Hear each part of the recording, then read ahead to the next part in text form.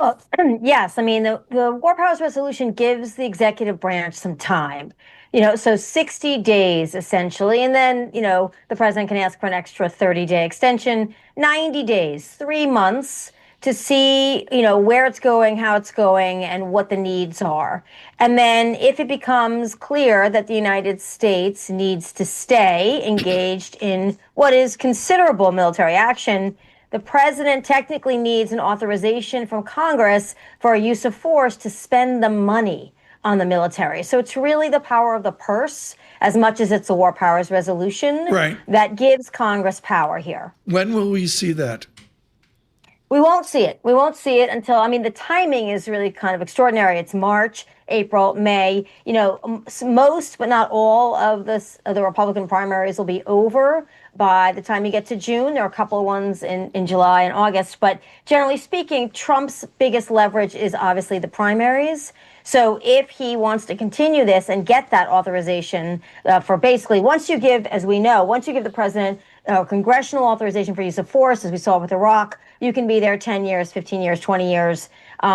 You've relinquished all of your power, essentially. So it's really going to be an interesting political situation for the Republicans. Once this time clock expires, what do they worry about? They don't have to worry about Trump intervening in their primaries anymore, most of them. And so I'm not sure how that goes once we get to June.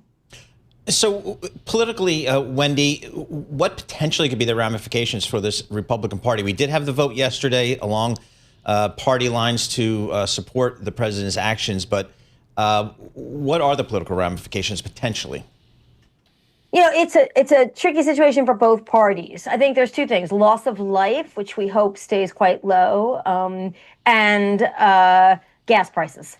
I mean, Americans are pretty predictable in elections over the last 50 years. If gas prices are high in the summer before the election, even if they come down in the fall, when people are doing a lot of traveling over the summer, voters remember that. So if the Democrats can successfully link that to this effort in Iran, then they are going to score points with the voters. The problem is, if we have tragically more casualties of our service people, then the Democrats are capitalizing on that. And that becomes politically much more difficult. So it's not an easy path for either party, particularly the Democrats, to attack the Republicans, because if this gets messy, then you're attacking the service people who die. So that's a problem for them. But gas prices, gas prices, gas prices.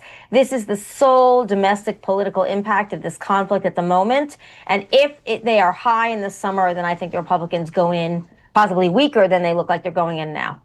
Wendy, we had some midterm elections in Texas and North Carolina. What did we learn there?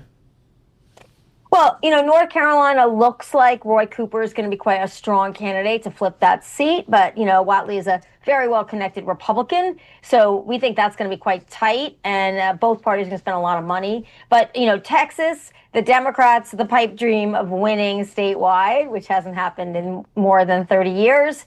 But now we have Tallarico, who, avoided a runoff, which makes him potentially quite strong going into the election. It's really up to Donald Trump. But even if Donald Trump endorses Cornyn, you saw a lot of Latino voters get out the door in the Democratic primary in Texas and vote for Tallarico. And that was really the strength for the Republicans in Texas. So that's a really wild card. 8 ways to go here, but let me just go to the simple one: money. Somebody told me one of the races was $40 million plus was spent. Do the Democrats have the money to take on what I presume is the Trump money juggernaut?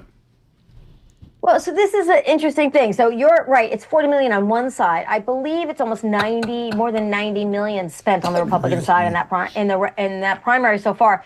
Cornyn's an incumbent. And, the incumbents have advantages, quite a few advantages. About 87% of Senate incumbents get reelected, and 94% of House members get reelected when they choose to run as incumbents. But you can't do a lot with your reputation as an incumbent that you haven't already done. It is baked in what Texas thinks of John Cornyn. So they're going to have to smear Tallarico. And Tallarico's had a lot of national press so far. And I think that's going to be a problem for the Republicans. Someone young, someone fresh, someone who's avowed Christian faith should appeal to a lot of voters in Texas. But Cornyn can't do that much with who he is. He's already done what he's done. But Tallarico has an opportunity to shape his own reputation. And if they go after Tallarico really vehemently, that could backfire on them. So I think money here matters, but with an incumbent serving as long as he has, I think intra-party, it doesn't quite matter as much as it does within the Republican Party. Wendy, what's the expectation for the influence that President Trump can have on these midterm elections? Does he still have this sway over his party that he's enjoyed for these so many years? Certainly, I think the Republicans in Congress believe that. Absolutely. And getting back to money, that's the interesting thing. If Trump ends this runoff in Texas by endorsing Corden and essentially trying to push Paxton out, then they save a tremendous amount of money that they can use in other races around the country. So money may not matter as much in the Texas race, but it's going to matter, for example, in North Carolina, where there isn't an incumbent senator who's running again. And it's going to matter a lot in Michigan, where there's an open seat. So I think that's where the money equation comes in, and that's where Trump comes in. But remember, Trump is underwater. He's underwater on his general approval rating. He's underwater on key issues of the economy and immigration. That isn't changing with the Iran war.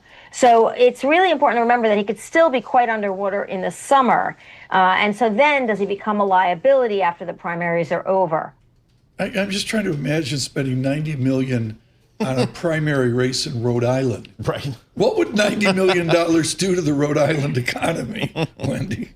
Charles Brayton, who was a colonel, ran Nelson Aldrich's campaigns. Nelson Aldrich was the de facto Republican leader in the 1890s and the early 1900s in the Senate, and he paid every voter between $5 and $10 for their vote in Rhode Island. So money could go a long way if you paid people to vote.